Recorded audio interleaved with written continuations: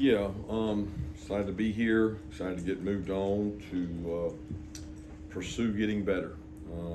We open with Tennessee Tech practice today, and we'll start attacking these guys. They played a really hard-fought game with Middle Tennessee the other night, had a great comeback, and got a lot of respect for the way they played in that game for sure.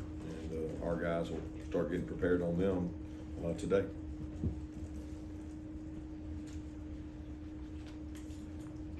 Yeah, Coach.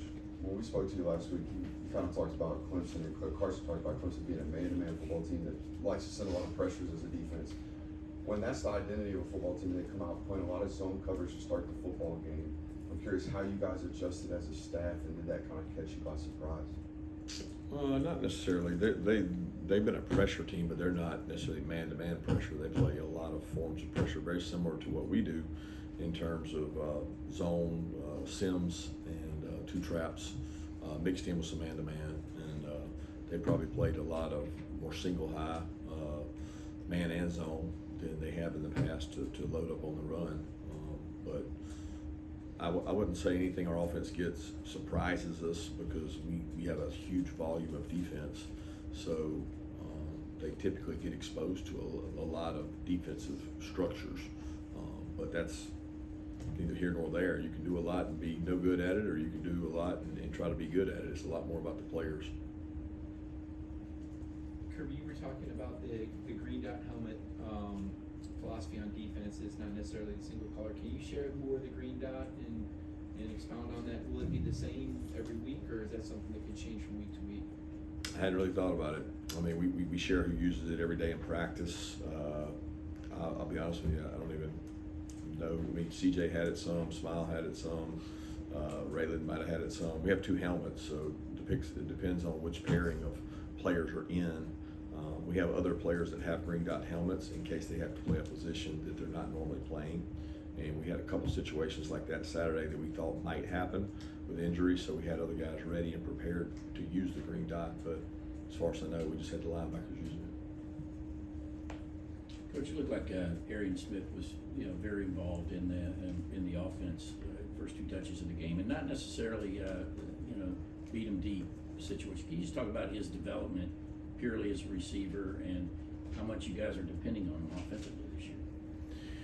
Yeah, we want to depend on everybody because you don't want to be a one-dimensional team. So the idea is to, ever since we've been here, is spread the ball around. We've had a lot of guys with a lot of touches, nobody with a ton individually, and Arian's been a great case study in that because he's touched the ball vertically, he's touched the ball sideways, he's become a more complete receiver and route runner.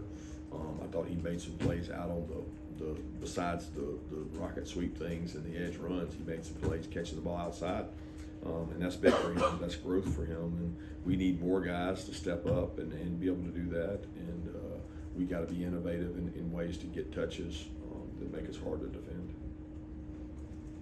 Yeah, Kirby, any updates on Mykel, Morton Brits, and Janelle Aguero going in this week?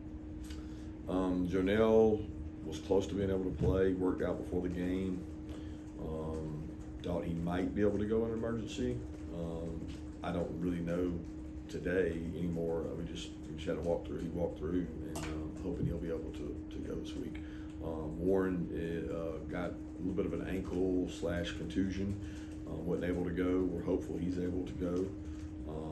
Mykel has an ankle sprain. It's a grade 2, but it's stable. He'll be week to week. Probably questionable this week, but not going to be a long-term ankle, and we'll see.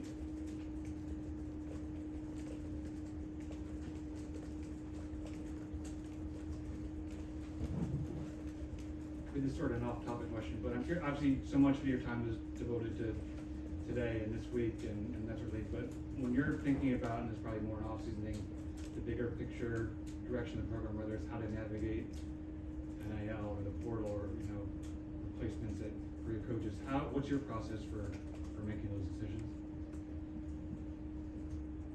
All of them? Maybe let's pick out the NIL, I guess.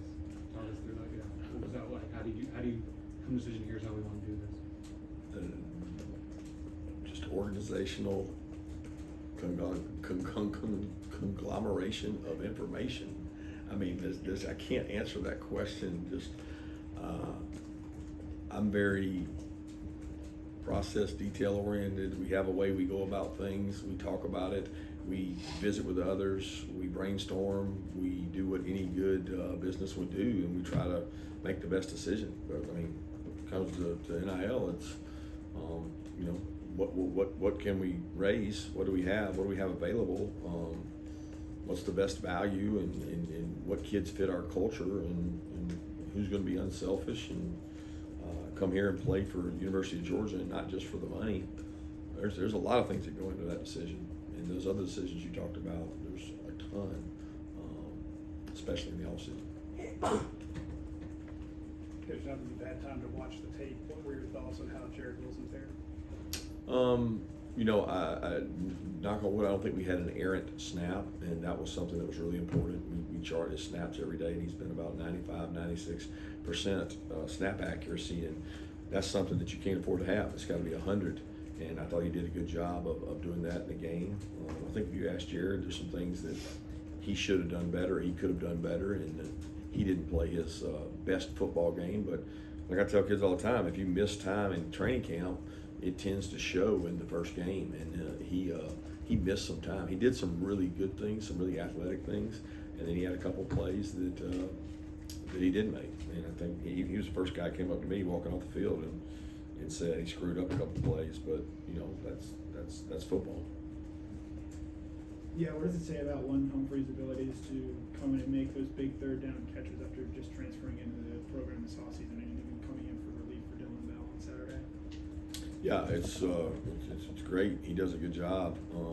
He's probably more in relief for Arian, and he did a good job. He's got SEC experience.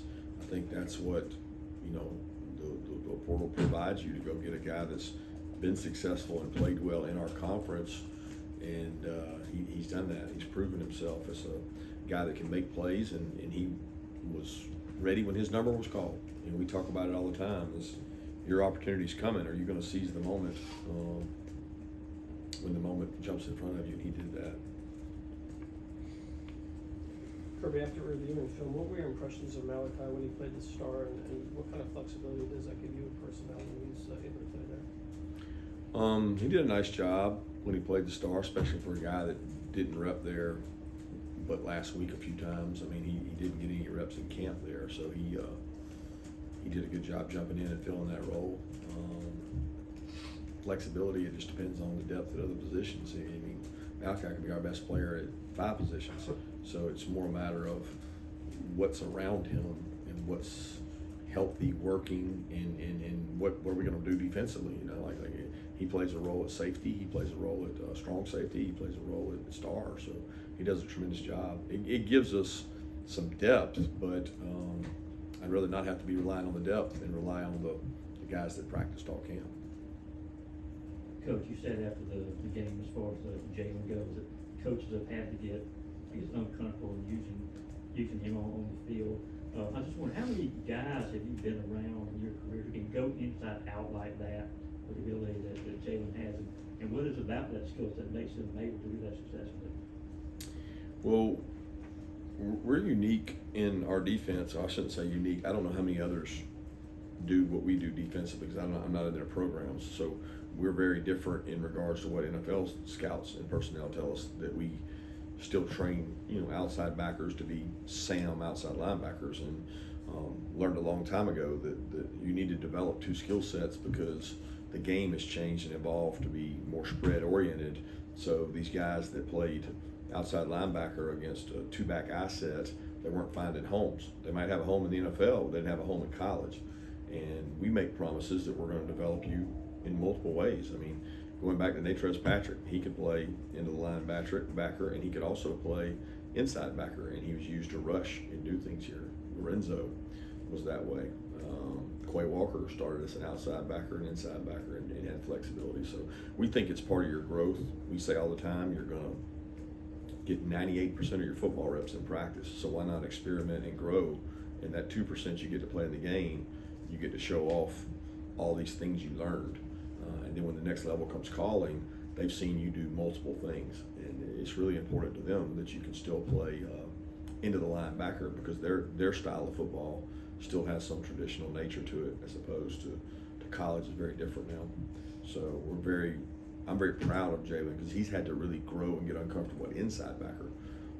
He's more natural at his outside backer position.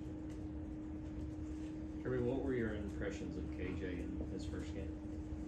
KJ's very confident. He's played more football than most seniors.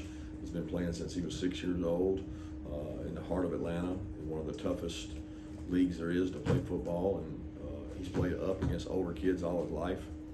He's extremely athletic. The moment's not too big for KJ. He's very gifted athletically, but he also has great football instincts and intuition. He's been coached by his father, and he's tough. And, so I think that gives him a leg up on other guys coming in, because he's just been playing football so long. Yeah, having a chance to review the tape, what'd you see out of Damon Wilson in his first game against Clemson? Effort, like I did last year. There's things he's got to improve on and do better. He missed a couple opportunities to make a couple plays that I thought he should have made. But he's, I don't judge Damon on that body of work of those snaps. I judge Damon on the body of work of the 1,000 snaps he's had in camp. And he's had a really good camp. He's improved himself physically. He can play more downs now. He's got to continue to get stronger and maintain his weight, but just the few snaps that our guys didn't play many snaps. We had 56 or 57 snaps, so we didn't have, I think we had 18 guys that played over 28 snaps on the whole team. So there weren't a large number of snaps played by anybody, so that body of work is not real big. Because you mentioned the snap count, that Clemson offense, I believe, led the nation last year in plays per game at 77. What was the key to limiting their amount of touches in football, and were you surprised they huddled as much as they did? I really don't know what their decisions are for their offense. It's when you stop people on third down and you're hard to run the ball on, you're not going to have a lot of snaps. And we were fortunate to get off the field on some third downs. They were also unfortunate. They had a couple drops early that would have gotten them rolling. So it is what it is. As far as the snap count numbers, I think people with the headsets, you may end up with less plays than normal because of people wanting to wait and talk. Coach, you mentioned Arian's improvement, and he talks about in fall camp just becoming more consistent. I know it's only one game, but how have you seen him prioritize that? Oh, Arian works. There's no harder worker on our team than Arian Smith. He's a product of a really tough physical program, and he'll tell you today, he stands in front of the team and he is just completely different person. He had never had to practice and strain like he does here, and he has made decisions that he wants to be really good, so he works really hard at it.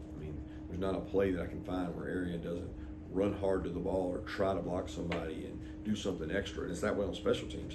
He made a huge special teams play in the game, and continues to improve by doing those things. Kirby, what kind of jump have you seen from Lawson his second year in the programs? More confident in the system, healthy,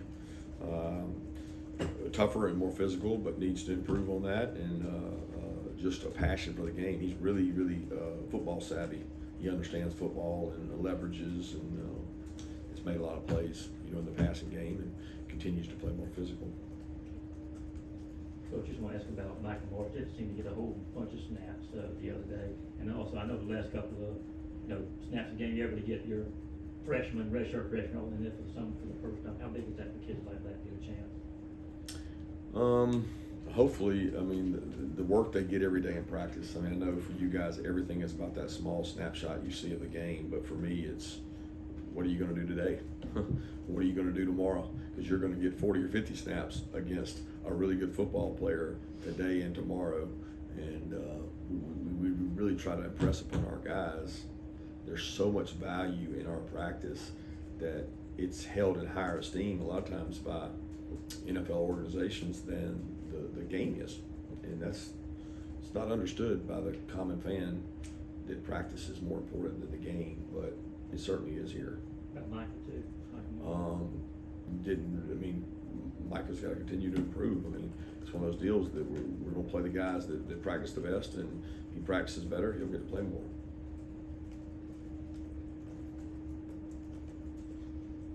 Kirby, can you comment on Anthony Evans? And I'd agree about practice, so hoping maybe we'll get some availability practice this week. Keep hoping. What? About Anthony Evans on the punt returns, the importance that he has. I thought he did a great job of fielding the ball. The ball hits the ground and it bounces. I watch all these games in college games where the ball bounces into 20 to 30 yards field position, is getting flipped. You know, it takes a lot of confidence to go and judge the ball, especially in that dome. And there were some strange punts. There were some balls doing some crazy spin. It was a left-footed punter. So, you know, one of the wins of the game for us was not letting the ball hit the ground and bounce. He did once, and it went in the end zone, which was a judgment call by him. So I was very pleased with what he was able to do in terms of punt return. Two questions for you, Kirby. One, after Mike Vogel was done after the game, being able to talk to Carson, what was the review of the whole headset thing? Did he like it? Could Carson hear? The other one is from week 1 to week 2, what do you want to see as the biggest improvement on your football team? I can't pick one thing on improvement. I mean, there are so many things that we got to do better. I mean, all of it. I mean, there's just a lot there that we want to improve on, and you know, some of what you're doing is dictated by who you play. And people just think it's a stat game. It's not a stat game. It's who you're lining up across from, and how good is that football player, because that does dictate things, the matchups. In terms of Carson and Mike, I mean, we've done it every day for 32 practices. So it wasn't any different than the 32 practices that we did it. It shuts off at 15. You talk before it. It wasn't any different than our scrimmages. It was exactly like we practiced, and we've had probably 60 walkthroughs. So between the walkthroughs and the games, we've got some form of communication. Walkthroughs, it can't be a helmet, so it's a earpiece, but he's heard it all. Coach, just from your perspective and your philosophy over the time here, going from game to game, where have you seen the growth among your players in that focus and mentality when you're going from opponent to opponent, no matter where they play or who they are? Yeah, I don't know that I have this year because we haven't done it. You know, like every team's different in terms of, and over time they change. Like I can't compare 2018 to 2020 to 2022. I mean, because the teams are different, the maturity level, the experience level. It does seem that every year we get younger. So every year it's a greater burden and challenge on the older players to set the standard and hold people to how we go about our preparation and putting a game behind us and moving on to the next one. But it's the same for the coaches, and we don't change how we go week to week. We have a protocol, we have a checklist, and we follow that. Have time for one more question if anyone has one. All right, thank you, Coach. Thanks.